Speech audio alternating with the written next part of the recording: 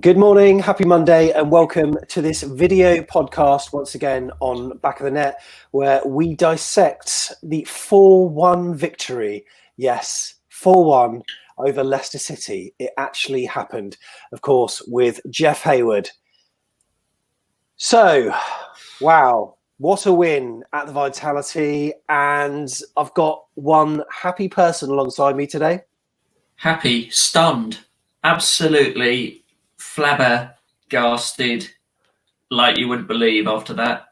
And isn't it amazing where you watch a football match and for the majority of it, we're poor, yet for a small section, we are brilliant, and we end up scoring 4. No one expected that, Jeff, did they? No, and high hopes after Spurs that we had a bit of our mojo coming back, because we ended that game pretty strongly and, deservedly should have won that rather than just got a point, kept a clean sheet, looked solid. And then that first half was possibly up there with the worst first half, certainly certainly comparable to Palace and comparable to Newcastle.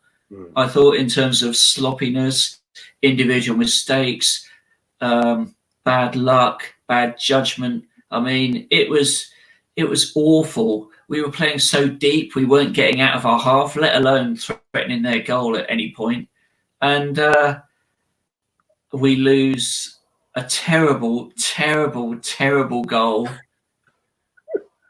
We lose Nathan Ake. Thank goodness he made that challenge, because that could have been 2-0. We would have been dead and buried. But, we lose Nathan, our best player.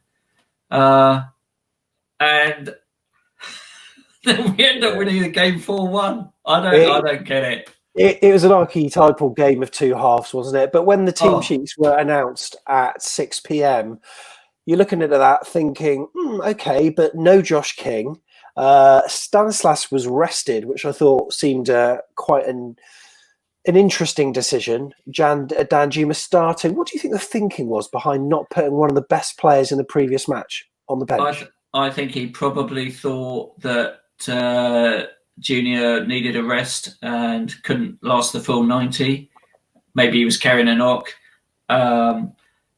Danjuma, maybe the way that Leicester play with Albrighton on that right-hand side, maybe he thought he could expose him with Danjuma's pace. That, I'm sure, was his thinking. Josh is obviously injured, so he would have played because, put Solanke on. Where are the goals going to come from? Well, yeah, that's what most of us were thinking. And it seems like a lot of us have been clamouring for Sam Surridge. It seems that he very much is his third choice striker after Solanke, Wilson and Josh King. And he did get some minutes later on, which was nice to see. And, arguably he could have made the scoreline more flattering. But when the match started, I sort of said at the time, it was dull. It was lifeless. There was a lack of belief, poor passing, lack of cohesion, a showing which left us utterly bereft of confidence. And I said in the free-for-all show that it almost felt like taking your faithful family dog to the vets to be put down, because it was that kind of slow, laborious performance. And you're thinking, after this has been confirmed, we'll all feel better for it having been done. However, there was that flicker of life, wasn't there? But the first half, there were so many mistakes.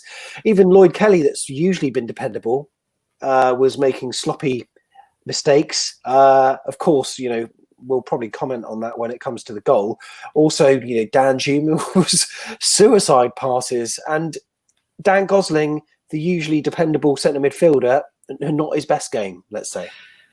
Well, it was a similar sort of shape and similar sort of side to the one that ended that Spurs game. In fact, we played 4-4-2 in that game, and it was the same sort of shape. The back four was identical, but whereas against Tottenham, we never looked in any trouble and actually seemed to have really good understanding. I don't know what's happened in the last 2 days, but there just was, you're right, no cohesion whatsoever. The players just didn't seem to be at all on the same wavelengths. And do you know what? I mean, you know what it's been like this weekend, looking at those results coming in. Yeah. Half time again, Watford Newcastle. I'm thinking, we could get a Newcastle victory here, 2-1. West Ham tonking Norwich. You think that's them safe. You look at Man City thumping Brighton. You think we've got to play them next. And then the afternoon games, when that goal got disallowed for Palace, and then Villa rock up and score 2 from nowhere. And that Palace side, I'm sorry, but that is not the same Palace side we played. They were rubbish. Yeah, they were rubbish. And same with Newcastle as well. I mean, of course, we gifted it to Newcastle somewhat.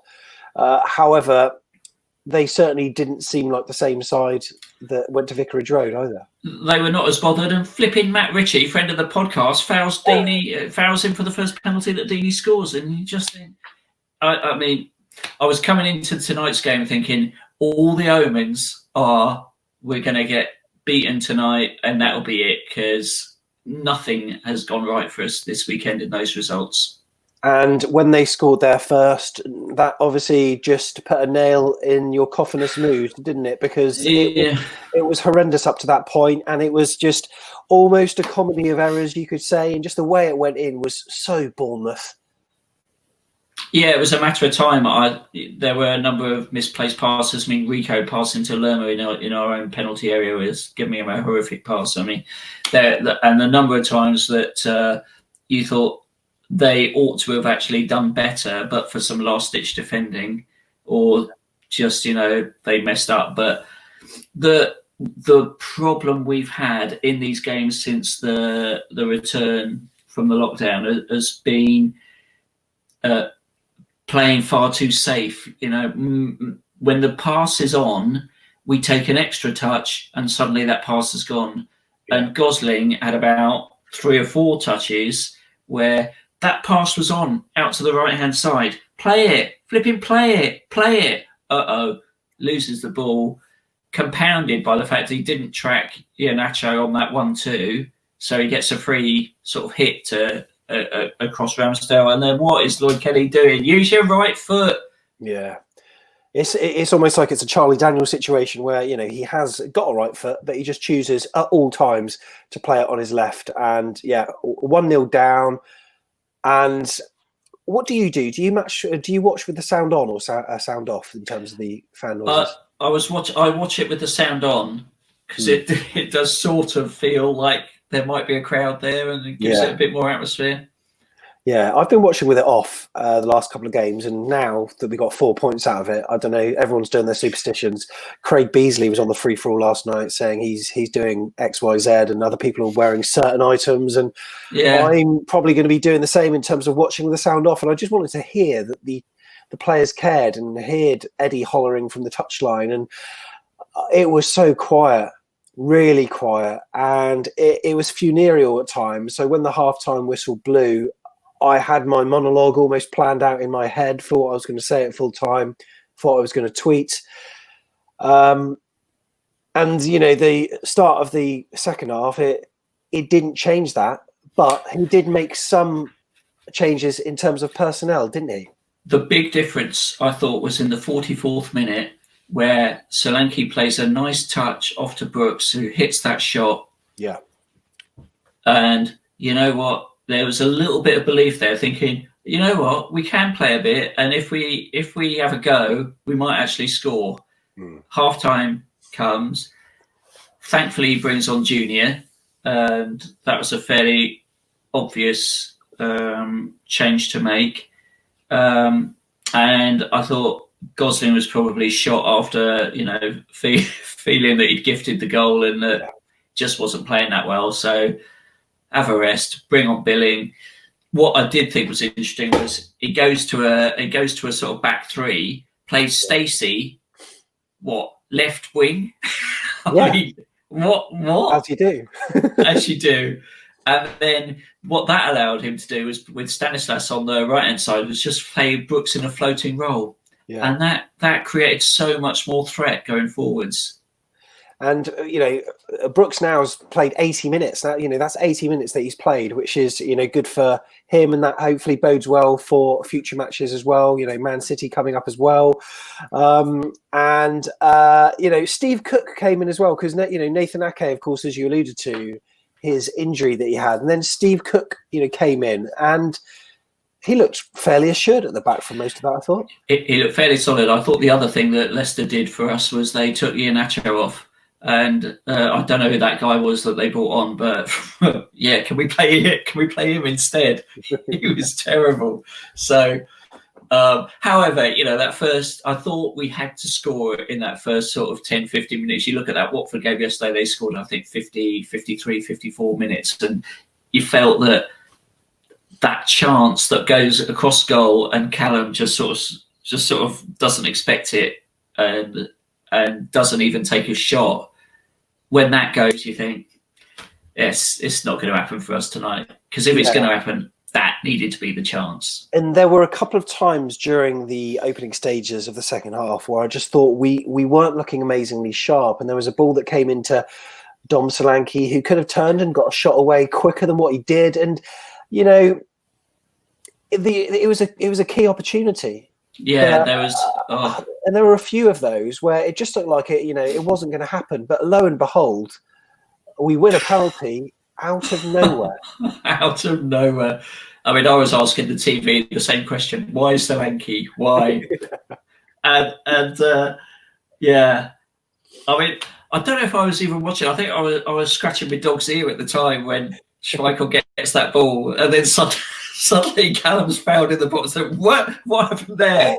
Yeah, it's what, I must admit that for the second half I was less interested in what was happening on the TV, and there were numerous times I was looking down at my phone or just walking into the other room and just thinking, well, the writing's on the wall here. I know what's going to happen. So the penalty came as a surprise.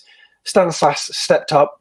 He took it his usual way, as he does, almost a kind of lofted side-footed pass into the kind of upper section of the goal, 1-1, and you're thinking, okay, but within what, 60 seconds, 90 seconds? Yeah, it was like the next minute, and that was Rico punt down the channel, down the left-hand channel, and Callum beats Johnny Evans in the air, flicks it on, the ball falls to Solanke.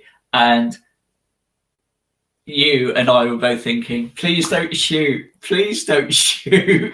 And then nobody closes him down. So he thinks, I'll have a shot. And Solanke never shoots. He never shoots.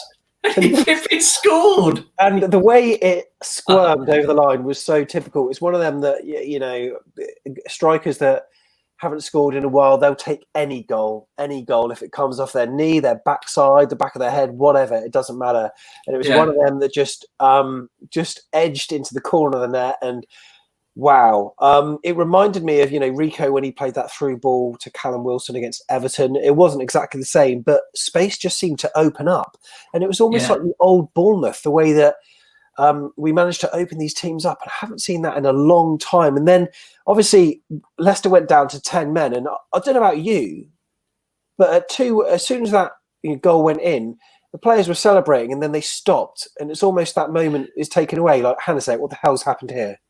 Yeah, I thought someone's done someone's handballed it in that move. Offside, something. I know. Something's gone on. And when I watched it again and you thought, he's been sent off, you thought, well, obviously you had to go. You can't. I mean, the Callum pushed him into the net to get the ball back, but you can't just kick out like that. And I think we all love Callum Wilson for his goals. We also love him because he gets penalties, and he just stuck his foot there in the right place when indeed he fouled him to get the penalty. And then he's that sort of arsey bloke that you hate playing against, that you just want to kick him every now and again when he does something like that. And he got the guy sent off, and fantastic, really. 2-1 up then with 10 playing against 10 men. And what happened to Leicester? It was like they completely lost the plot after that. They showed absolutely no appetite to get back into the game. They let us have possession. I mean, we did play well, Yeah. But it became so easy. It was like they were the ones struggling against relegation with no confidence. I recall a number of games where we have gone down to 10 men, and it's actually sort of galvanized us, and it has improved the way we play almost. I remember playing Huddersfield Town at home. We were 2-0 up at the time. Callum Wilson had scored a couple. Frano got sent off, and Huddersfield at that part of the season were doing relatively well. It's in November, and they were, credit to them. I thought they played really well, but we went down to 10 men. Yet we went on to win 4-0. I think Arta scored another one, and Callum Wilson, but it didn't have that effect on them whatsoever, did it? They were poor, and players like Stanislas seemed to have the freedom of the park on that right-hand side, and Lerma was finding that ball out there on a number of occasions, wasn't he? Yeah, that change of shape really helped us, and Vardy was anonymous in the second half. I don't think he was bothered. Whereas in the first half, their midfield was totally dominating us. Tielemans, Perez, they were all over us, and it was surreal. I'm not going to knock it because it was great. And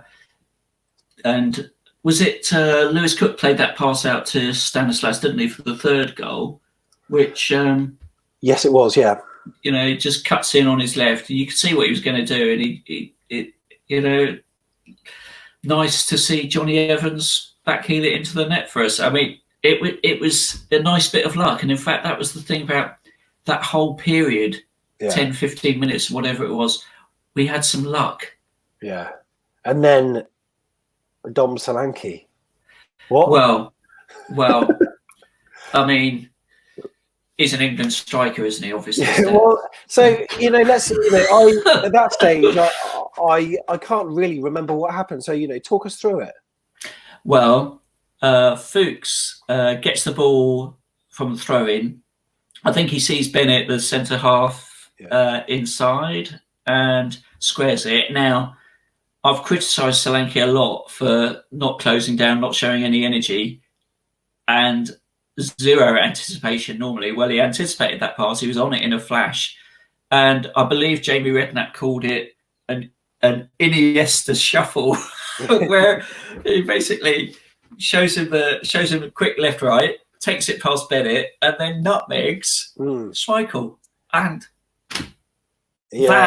that is what we've wanted to see. That is what he can do. He's cracked it, That's what you can do. Is it all? God! are all our smiles and happiness? Is it all a false dawn? Are we, or are you just enjoying the moment? Just enjoy the moment. I mean, we're going to be without Nathan for the game against Man City. What's he going to do? Is he going to rest players, give loads of reserves a chance, knowing that we'll probably lose, or is he going to try and play 10 men behind the ball? Well, I think it's got to be a case of damage limitation, because goal difference could prove massive now. Goal difference could matter. Aren't we? Yeah, he's got to play a strong side. I think he'll play just one up front. Maybe Solanke gets the nod after that. Just play him up front, give him a game, and let's see if we can pinch a point. We'll probably lose minimum 3, I'd have thought. Yeah. So write that game off. It's all about Southampton and all about Everton. Yeah, individual moments can often sway people's opinions of players and how the team played. I've seen on Twitter where we've been absolutely dog for most of the game, 80, 85 minutes. People are panning us left, right, and centre. One moment of genius from someone, or a fluky moment, or some kind of goal that we score, we end up winning 1-0. And then all of a sudden, it's like all the badness has been forgotten.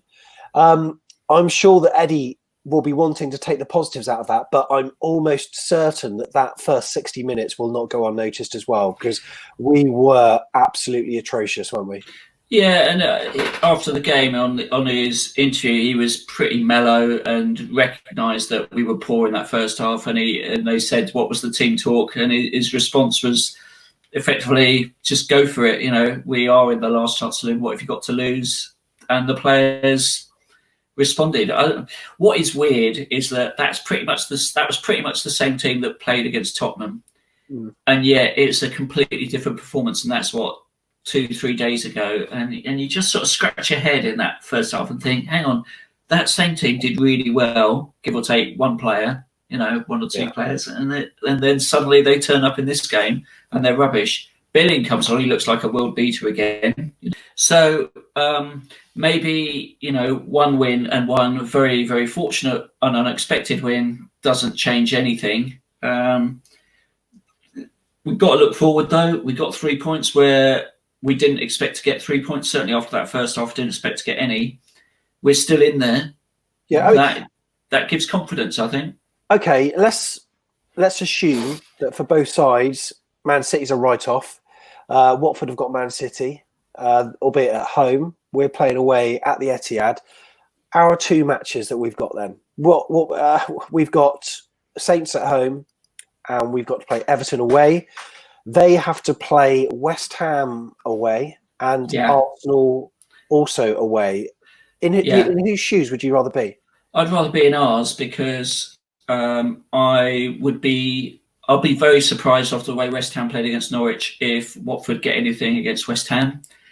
And I think they'll lose to Man City, and I think they will lose away at Arsenal. I mean, is a draw favourable for West Ham and Watford, or do you think heavy West Ham win would be? West Ham have got to go for the win. If they win that game against Watford, they're safe. I think so they've got to go for it, because if they don't really want it to be going down to that Villa game. Yeah.